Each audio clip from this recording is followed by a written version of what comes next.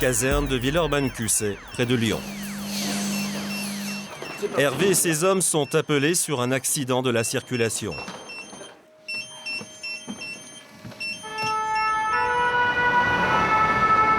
Bon les gars, il y a accident avec incarcéré.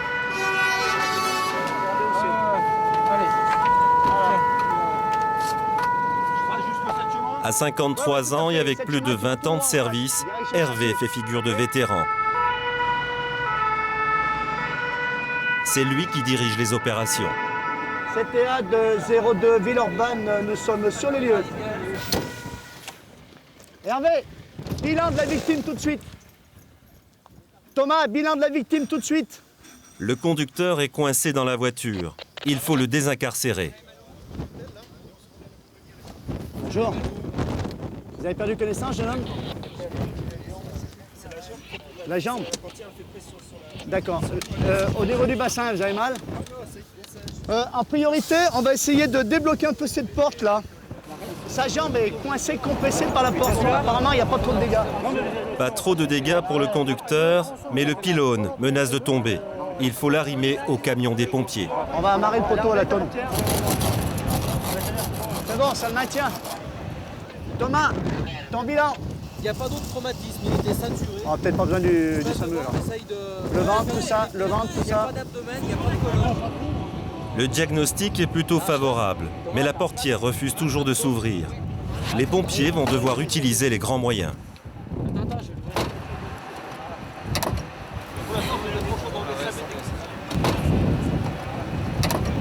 On se dépêche lentement, on prend son temps, on ne fait pas n'importe quoi.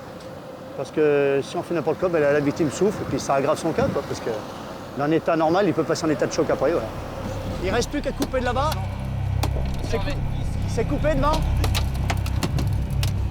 J'essaye de prendre plus là-haut. D'accord?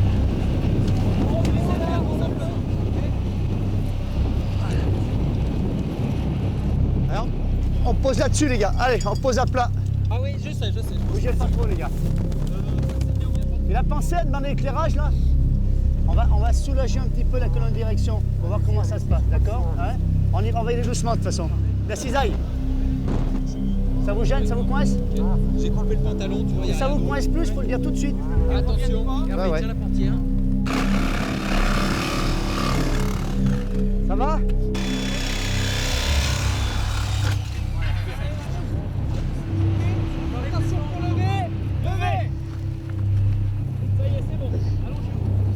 Le conducteur s'en sort plutôt bien. Simple fracture de la jambe. Allongez votre jambe, monsieur, allongez votre jambe. Celle-là, là. Celle-là, là. Voilà, super. Hervé garde le souvenir d'interventions bien plus douloureuses. Moi, des larmes sur intervention, j'ai eu, oui. Et j'en ai pas honte. Et celui qui me dit qu'il a jamais eu, ben, il a jamais dû faire des interventions dégueulasses, quoi. Des interventions qui prenaient aux tripes. Moi, celle qui m'a le plus brassé, je crois, je peux te dire, c'était pour une fête des mères. Le gamin était derrière dans la voiture. Devant, il y avait l'ami de sa mère et la mère qui était devant. L'ami de sa mère, rien du tout. La mère broyée, morte sur le cou, enferrée dans la voiture. Le gamin derrière, fracture ouverte de la cuisse droite. Et le gamin, il voyait sa mère devant. Toi, ça me brosse encore un peu, c'est autre chose, tu vois. C'est tout. C'est pas de... Tu craques pas après, mais toi, quand tu parles de ça, ça me...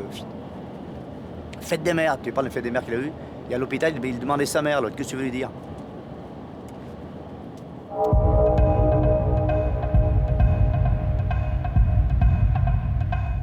Villeurbanne, 120 000 habitants. À l'est de la ville, la caserne Cussey. Une centaine d'hommes prêts à décaler, comme disent les pompiers, 24 heures sur 24. Malgré son ancienneté et des milliers d'interventions à son actif, Hervé n'a rien à nommer blasé. J'ai 53 ans, je tiens à partir encore au feu. J'ai pas voulu passer le grade de major parce que je pensais que je serais un petit peu moins au feu que mes camarades et ça m'embête un peu. Et tu gardes la jeunesse, c'est ce que je disais l'autre jour. Moi, je travaille avec des gamins qui ont l'âge des miens, ben, c'est super. Ça chahute, ça rigole. Moi, je me fais charrier. Bien sûr, je suis un des anciens. Alors. Je suis pas le papa, je suis pas le papy, mais j'en prends plein la tronche de temps en temps. Mais je suis pas un ingrat, je leur rends bien. Donc, ça crée des liens, quoi. Je suis heureux de partir avec eux. Je pense pas que je les déçoive. J'ai une grande gueule, mais c'est peut-être aussi pour ça quand même un peu quelque part.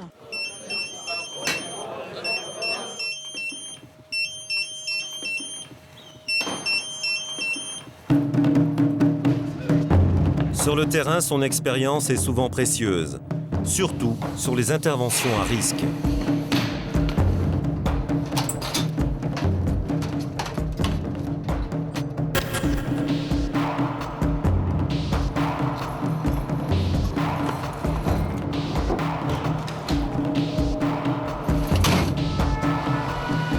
Cette fois, Hervé et ses hommes partent sur un feu de transformateur électrique.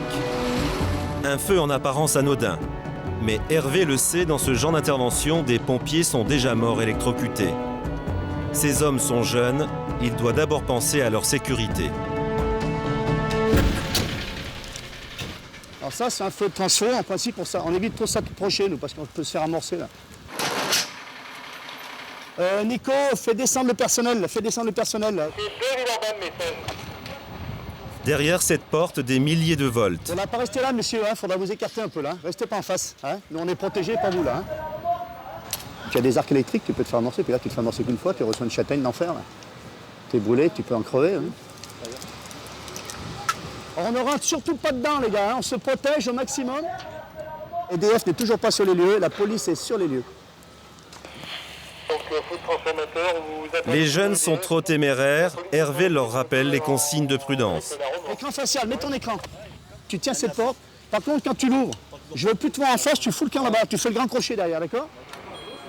La nouvelle génération démarre mal dans le sens où ils n'ont pas d'expérience, ils n'ont pas un ancien avec eux sur les tonnes pour les entraîner dans le feu. Ce qu'il faut faire, pas faire, attention, prends garde à toi, rentre dedans, ressort.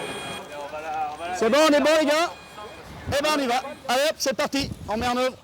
Allez. Tu rentres pas, hein? Rentre pas! Recule-toi! Recule-toi! Recule-toi! Recule-toi!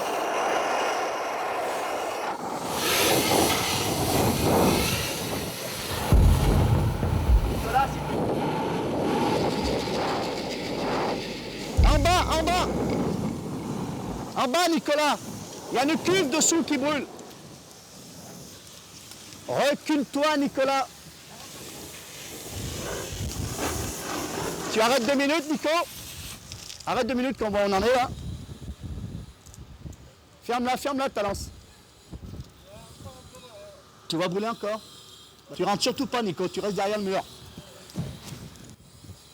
Il y a certainement un court-circuit qui fait le feu, des fois ça s'ouvre et il y a de l'huile.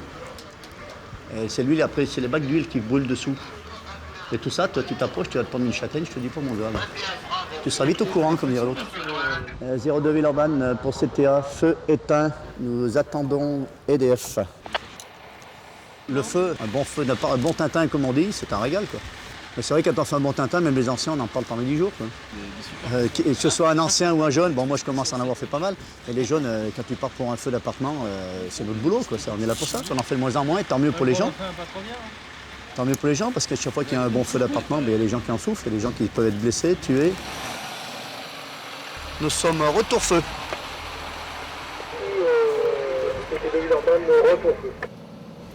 Quand en intervention, ça, t'as les voitures avec des gamins dedans, ils sont là, il y a les pompiers, alors on met le gyro, on met un coup de tombe, et on fait les petits coucous gamins, quoi. C'est sympa, quoi. Ils sont là, ils voient le camion rouge. Tu sais, c'est le rêve de tout gamin, c'est pas, je peux pas dire que c'était mon rêve quand j'étais gamin, mais c'est vrai que, hein, Nico? C'est souvent que tu vois les gamins. T'as vu, tu l'as fait coucou aux gamins, toi. On est aimé de tout le monde.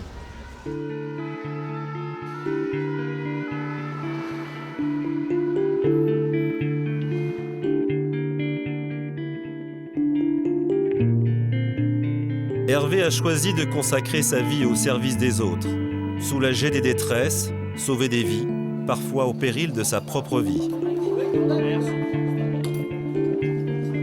Pourtant, il ne se prend pas pour un héros, il ne fait que son métier.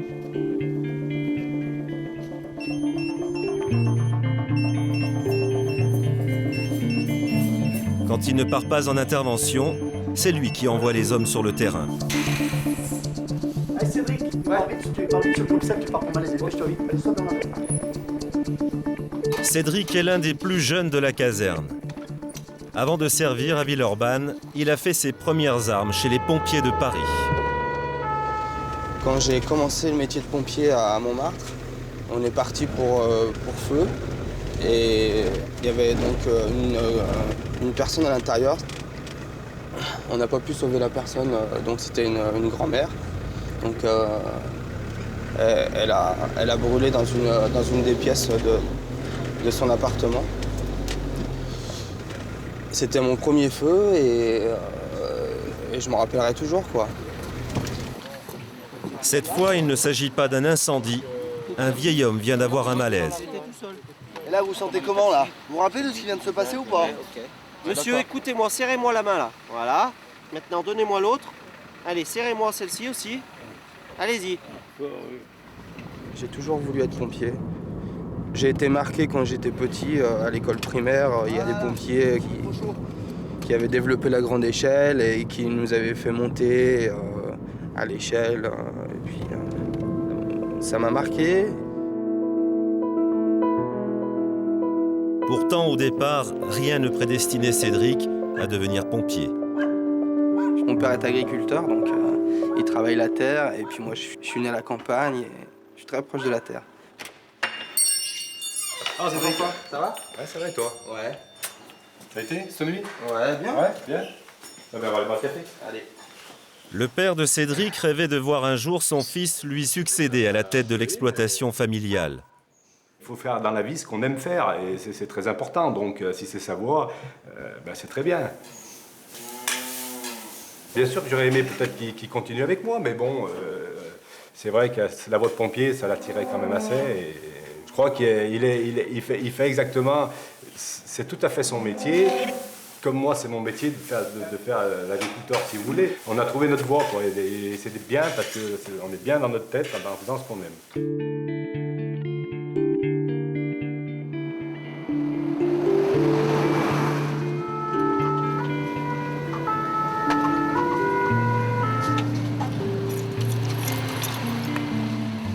Même s'il consacre sa vie à sa passion, Cédric a toujours gardé un pied dans la terre.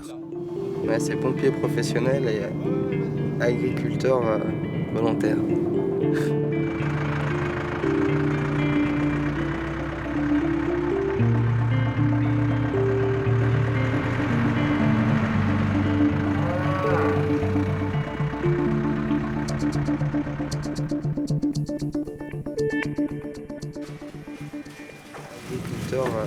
J'ai jamais eu vraiment la passion, comme mon père peut avoir la passion pour ce métier. Je passe du temps avec lui, je vais l'aider, mais juste dans mes loisirs. Ça pourrait pas être une activité à temps plein. D'être toujours ici, de reprendre ça, je pense pas que ça soit vraiment son affaire, quoi. Ouais, que ça se fasse un jour. Voilà. Donc, peut-être, on ne sait pas, avec les années, ça peut évoluer. Des fois, on peut voir les choses différemment. Et peut-être quand il aura fait, je ne sais pas, peut-être quand il sera arrivé à 35 ou 40 ans, qui veulent des fois continuer. Bon, moi, j'ai encore 10 ans à faire. Et maintenant, on verra. C'est peut-être une chose qu'on peut rediscuter. Maintenant, il faut voir l'avenir. Hein. Voilà. Mais de toute façon, au départ, déjà, elle n'a pas la même motivation que moi j'ai dans ce métier, quoi. Hein.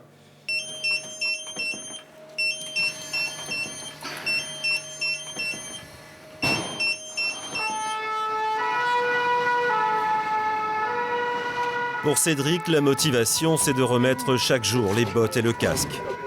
C'est bon, parce que là, j'ai pas le plan de situation, alors. De sentir à chaque départ le même pincement au cœur, la même montée d'adrénaline. Tu es sur l'extincteur, Guillaume. Tu laisses... Avance-toi, avance-toi, avance-toi. Tu te mets là, ici tu te mets, comme ça. Comme ça, tu te mets. Allez, viens vite, petit. Hein? Attention, adversaire qui arrive. Hey! Roule. Il y a l'ambulance qui arrive. C'est bon, il n'y a pas de problème. Tiens, tu t'occupes d'une chou, on va aller voir la banque. Ça tapait fort, là, ouais. Cédric, il a neutralisé la batterie de l'autre côté, là-bas. On y a accès, là, regarde, non? Je sais même pas si elle est sous le capot. Je sais pas. De toute façon, c'est ça. Non, c'est pas ça. Ah, elle est là-bas.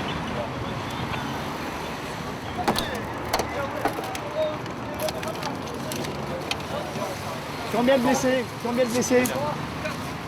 Une dizaine de blessés. Quelques égratignures, quelques contusions, rien de grave.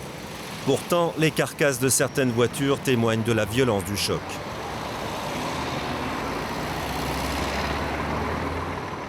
Cette fois encore, c'est la vitesse qui est à l'origine de l'accident. Il y en a un petit peu plus depuis qu'il y a le radar. Là. Les mecs qui voient le radar, ils mettent un coup de patin, puis derrière, ils s'empilent.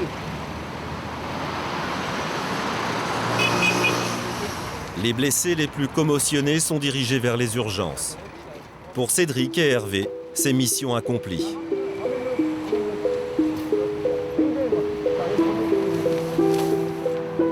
On va y aller, Cédric. Malgré leurs années d'expérience, ils n'ont jamais réussi à s'immuniser contre la souffrance des autres. Si on n'est pas là pour les écouter quand il y a des interventions difficiles, c'est pas la peine d'être marié avec un pompier. L'été dernier, avec les feux dans le sud de la France, il s'était porté volontaire pour partir s'il y avait besoin. Donc on en discute un petit peu de ça. Moi, je suis pas forcément pour, mais bon, lui, en fait, il a pas d'autre choix. C'est l'appel de son métier, je pense, quelque part. Donc, vu qu'on n'a pas d'enfant, en fait, il se dit qu'il y a moins de risques qu'il arrive quelque chose, quoi. Il n'a pas autant de responsabilités que si on avait des enfants.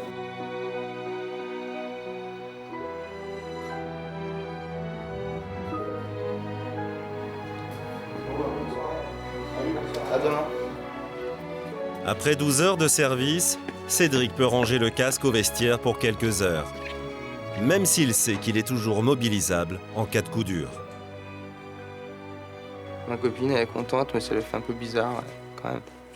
On travaille pas comme la plupart des gens, quoi. On n'est pas tous les soirs chez nous et tous les week-ends à la maison. Et puis au niveau du risque qu'il peut y avoir par rapport au métier, quoi. Ça m'angoisse un peu, ça m'inquiète quand il travaille, mais ça l'épanouit lui. Donc je le vois pas faire autre chose et je pense qu'il serait malheureux s'il faisait autre chose. Et toi, t'as toujours ta semaine Le soir, Cédric essaye, comme tout le monde, d'oublier le stress de la journée.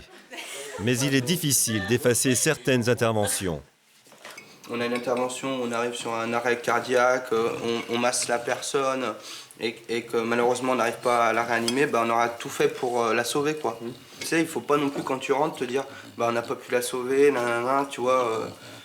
T'as fait ce que t'as pu, t'as fait le maximum. Je veux dire, t'es pas un magicien non plus, je veux dire. Ouais. Tu vois, j'ai eu du mal à comprendre et puis quand j'ai vu un petit peu comment ça se passait l'accident sur la route, tu comprends rapidement. C'est vrai, hein. Parce que j'en ai vu une fois un accident de la route. C'était un mortel. Et les pompiers étaient là? Quand ils les ramassent, ah oui, les pompiers étaient là. Ouais. Quand ils les ramassent, que toi, t'en as de partout, et oh là là. Alors là, j'ai compris, là. C'est un métier que je n'aurais pas pu faire.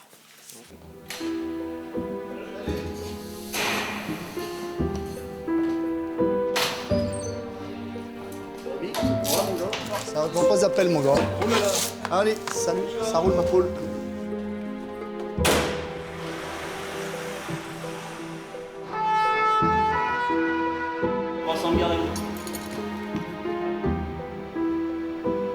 Leur chef, le colonel Fazolin, connaît la force de ses hommes. Il connaît aussi leur fragilité. On n'arrivera pas à faire un blindage, c'est pas possible, c'est pas possible. Il y a un moment, vous craquez, vous craquez. C'est humain, voilà. On amène toujours quelque chose à la maison. Vous savez, quand vous rentrez à la maison, les enfants vous voient, il y a quelque chose qui s'est passé, il y a votre femme qui vous voit, il y a quelque chose qui s'est passé à un moment, et ça se voit. Ça se voit. Et c'est tout l'art pour l'ensemble de pouvoir conjuguer avec cela, pour que les gens se sentent bien pour partir quand même en intervention, malgré tout ce qu'ils subissent. C'est auprès de sa compagne et de sa famille que Cédric retrouve la sérénité entre deux interventions. Bonjour papa.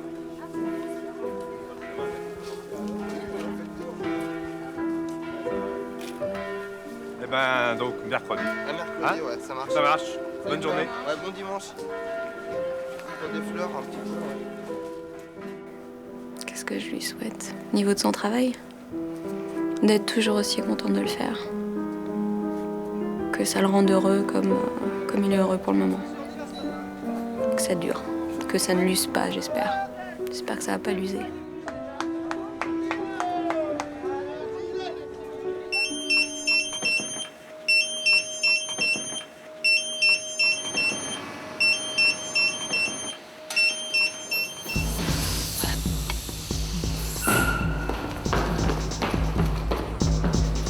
Guillaume est toujours un des premiers dans le camion.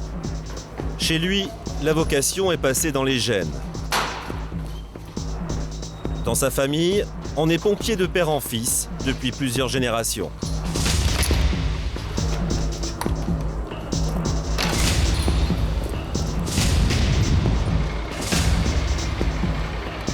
Pour cette intervention, pas de grande échelle, mais une barque.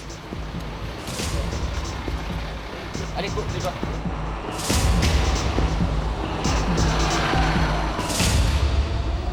C'est pour une personne tombée à l'eau. Apparemment, bon, il y a 2 policiers sur place. Bon, la personne est au milieu de l'eau, on va essayer de la récupérer. Un homme a sauté dans le fleuve. Dans cette rivière-là? Une tentative de suicide. Pour le sauver, chaque seconde compte. Pourquoi ils vont là-bas, eux? Parce qu'ils vont essayer de... Ils ont le bateau. Ils ont les bateaux, ils vont essayer de se mettre à l'eau. De trouver une mise à l'eau. Ah, il y a un VSAV là-bas. Il a passé l'écluse, là? Il a déjà passé l'écluse, je te le dis. Vas-y, ben on va y aller, Vas-y. Regardez le long, n'importe comment on y va, hein, on peut pas faire autrement. Ils sont à droite, la police. Là. Il y a des bons nageurs dans le coin? Ouais, je suis nageur. Enlevez vos vestes, enlevez vos costumes. Nico et moi, on est bons nageurs. Non, mais mettez les gilets. Hein.